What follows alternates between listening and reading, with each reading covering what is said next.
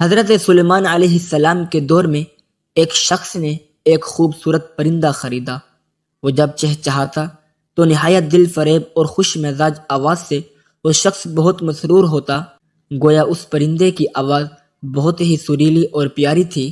ایک دن اچانک اس پنجرے کے پاس اسی کے جیسا ایک اور پرندہ آیا اور اپنی زبان میں کچھ باتیں کی اور چلا گیا۔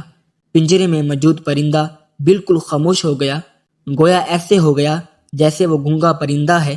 اس کے مالک نے 2-3 دن انتظار کیا مگر پرندہ بالکل خاموش۔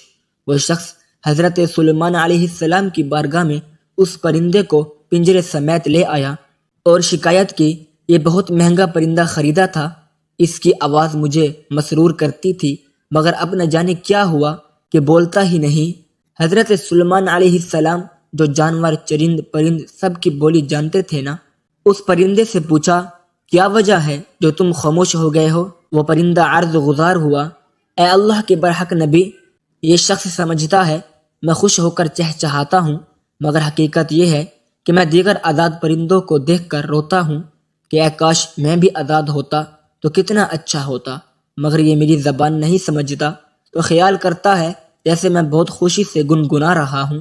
پھر ایک دن میرا ایک ہم جنس میرے پاس آیا اور کہا کہ یہ شخص تیری زبان نہیں سمجھتا بلکہ سمجھتا ہے کہ تو بہت سریلی آواز کے ساتھ خوشی خوشی چہچہا رہا ہے۔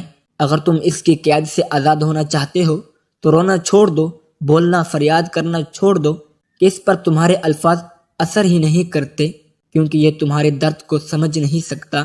بس پھر کیا تھا، میں تب سے خاموش ہو کر صبر کر رہا ہوں۔ حضرت سلیمان علیہ السلام نے اس شخص سے کہا کہ پنجرہ کھول دو اور اس کو آزاد کر دو کیونکہ اب یہ پنجرے میں کبھی نہیں بولے گا۔ اس شخص نے کہا، اگر اب یہ خاموش ہی رہا تو بلا وجہ اس کو رکھ کر میں کیا کروں گا؟ لہٰذا اس نے سلیمان علیہ السلام کا حکم کی اتباع کرتے ہوئے پنجرہ کھول دیا۔ وہ پرندہ فوراً اڑ کر درخت کی شاخ پر بیٹھا اور اس شخص کو دیکھ کر کچھ چہچہا کر اڑ گیا۔ اس شخص نے حضرت سلیمان علیہ السلام سے عرض کی کہ یہ کیا کہہ کر گیا ہے؟ آپ علیہ السلام نے فرمایا کہ اس نے کہا کہ اگر تو بھی اپنے غموں اور مصائب سے آزاد ہونا چاہتا ہے تو خاموش ہو جا اور صبر کر، کسی سے کچھ شکایت نہ کر، تجھے بھی ایک دن سارے غموں سے نجات مل جائے۔